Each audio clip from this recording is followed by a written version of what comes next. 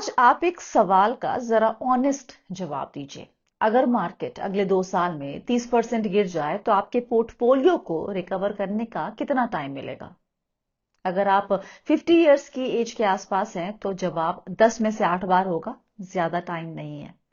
और यही 30 साल, 40 साल और 50 साल के इंसान की प्लानिंग का अंतर है।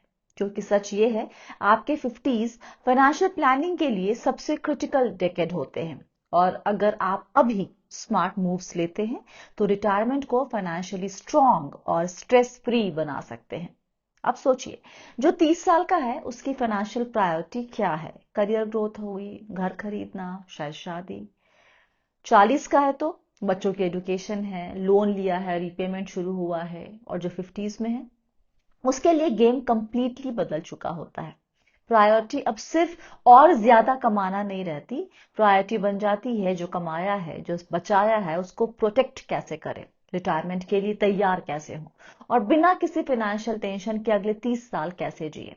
वर्किंग ईयर्स अब गिनती के रह जाते हैं। रिटायरमेंट अब दूर का सपना नहीं, एक रियल डेडलाइन है। इसलिए इस स्टेज पर सबसे बड़ा सवाल ये नहीं होता कि मार्केट में कितना रिटर्न मिल सकता है। सबसे बड़ा सवाल होता है कि मेरा पैसा सिक्योर है या नहीं, इमरजेंसी में तुरंत अवेलेबल होगा या नहीं, और क्या मैं फाइनेंशियली इंडिपेंडेंट होकर रिटायर कर पाऊंगा या पाऊंगी या नहीं।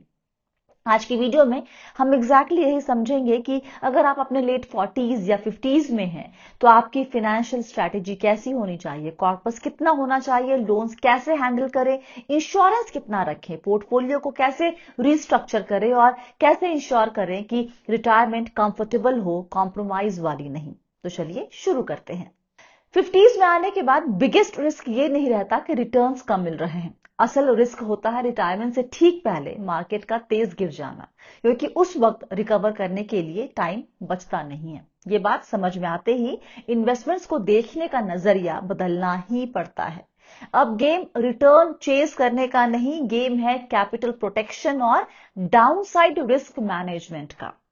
एक इंपॉर्टेंट रियलिटी समझिए, यहां पर रिटायरमेंट प्लानिंग हर हाउस होल्ड में अलग दिखती है। कुछ लोग क्लियर रिटायरमेंट डेट के साथ चलते हैं, कुछ को लगता है कि उनका करियर ट्रेडिशनल टाइमलाइन से काफी आगे तक चलेगा। इनकम पैटर्न अलग होता है, फैमिली रिस्पॉन्सिबिलिटीज अलग होती है, पर्सनल चॉइसेस अलग होती हैं। लेकिन इन डिफरेंसेस के बावजूद एक चीज कॉमन है, प्लानिंग जरूरी है। रिस्क मैनेज करना, सेविंग प्रोटेक्ट करना और रिटायरमेंट से पहले के क्रूशियल ईयर्स में फाइनेंशियल स्टेबिलिटी बनाए रखना, ये हर किसी के लिए नॉन नेगोशिएबल है। सबसे इंपॉर्टेंट पॉइंट सबसे पहले देखेंगे, कॉर्पस फर्स्ट। 50s के मिड में सबसे पहले यह चेक करना जरूरी है कि आपकी total savings, EPF, NPS, PPF, mutual funds और बाकी एसेट्स मिलाकर कि आपके करंट एनुअल एक्सपेंसेस का 25 से 30 टाइम्स कॉर्पस बन पा रहा है या नहीं। ये कैलकुलेशन लगभग 6% इन्फ्लेशन और रिटायरमेंट के बाद करीब 30 साल का टाइम होराइजन मानकर करनी चाहिए।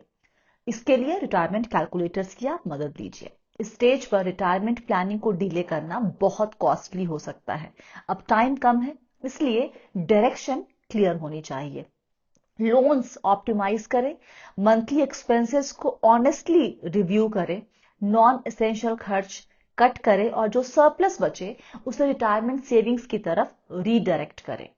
अब कंट्रीब्यूशन जब पॉसिबल हो वाला फेज नहीं है, अब कंट्रीब्यूशन कंसिस्टेंटली बढ़ाने का फेज है।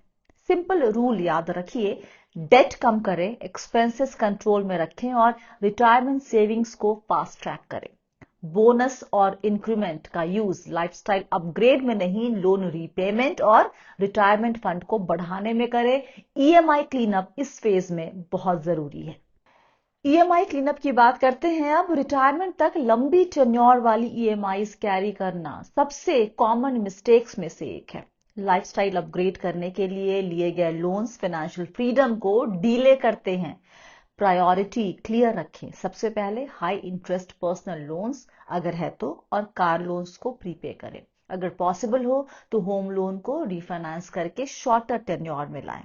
पहला स्टेप बहुत सिंपल है, सभी एग्जिस्टिंग लोन्स की लिस्ट बनाइए, आउटस्टैंडिंग अमाउंट, इंटरेस्ट रेट और रिमेनिंग टेन्योर के साथ।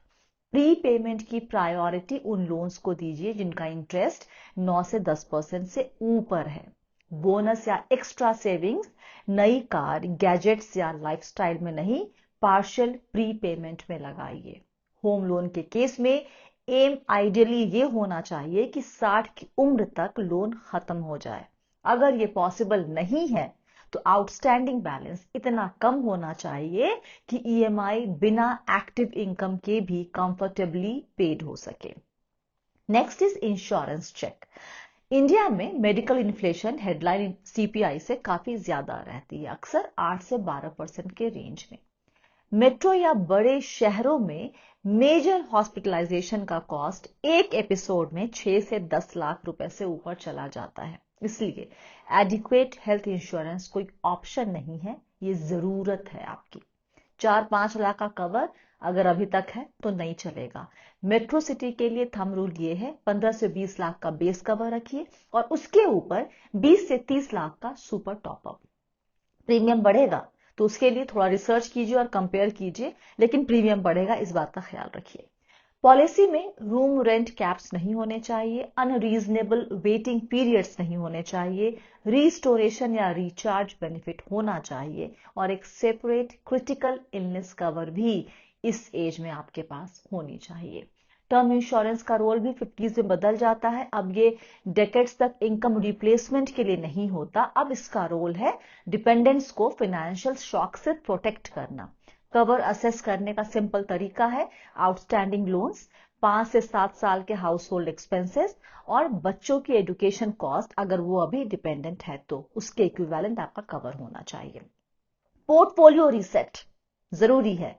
ये फेज रिटर्न्स मैक्सिमाइज करने का नहीं है, ये फेज इस बात का है कि पैसा सही समय पर अवेलेबल रहे। तो रूल नंबर 1, जो पैसा अगले 3 साल में चाहिए वो इक्विटी में नहीं होना चाहिए। अगर आप 3 से 5 साल में रिटायर करने वाले हैं तो कम से कम 2 से 3 साल के रिटायरमेंट एक्सपेंसेस को पूरी तरह से आप इक्विटी से बाहर निकाल दीजिए। सिंपल एलोकेशन सबसे प्रैक्टिकल रहता है। इक्विटी करीब 40 से 50% और डेट या फिक्स्ड इनकम 50 से 60%। इससे ग्रोथ भी मिलती है और वोलेटिलिटी भी कंट्रोल में रहती है। इक्विटी साइड पर सिंप्लीफिकेशन बहुत जरूरी है। इंडेक्स फंड या लार्ज कैप डाइवर्सिफाइड फंड्स पर रहें। सेक्टोरल और थीमेटिक इनसे आप एकदम दूर रहें। नए एक्सपेरिमेंट बंद करें। मल्टीपल इक्विटी फंड्स को कंसोलिडेट करके एक या दो कोर होल्डिंग्स में लाना बेहतर होगा। जैसे जैसे रिटायरमेंट पास आए इक्विटी एक्सपोजर धीरे धीरे रिड्यूस करें। इक्विटी गेन्स का हिस्सा डेट और हाइब्रिड फंड्स में शिफ्ट करना इस स्टेज पर बिल्कुल लॉजिकल है। अब ऑब्जेक्टिव ये नहीं है कि पेपर्स पर रिटर्न ज्यादा दिखे, ऑब्जेक्टिव है स्टेबल कैश फ्लोज जो रिटायरमेंट के बाद रेगुलर इनकम को सपोर्ट कर सके और आपको क्या देगा, मेंटल पीस दे सके। 50s में फाइनेंशियल प्लानिंग का मतलब स्पीड बढ़ाना नहीं है, मतलब है स्टीयरिंग कंट्रोल अपने हाथ में लेना और यही माइंडसेट आपको फाइनेंशियली कॉन्फिडेंट रिटायरमेंट की तरफ ले जाता है। तो एक बार पूरा प्लान देखें, रिटायरमेंट कॉर्पस कैलकुलेट करें और गैप भरने का प्लान बनाएं, लोन रीपेमेंट की स्ट्रैटेजी बनाएं, हेल्थ इंश्योरेंस को अपग्रेड करें और पोर्टफोलियो क्लीन अप करें, कंसोलिडेशन की तरफ बढ़े। आज के लिए फिलहाल इतना ही।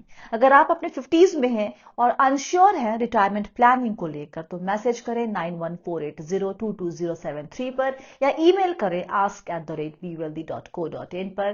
वीडियो लाइक और शेयर करना एकदम ना भूलें। Stay blessed, healthy, and be wealthy.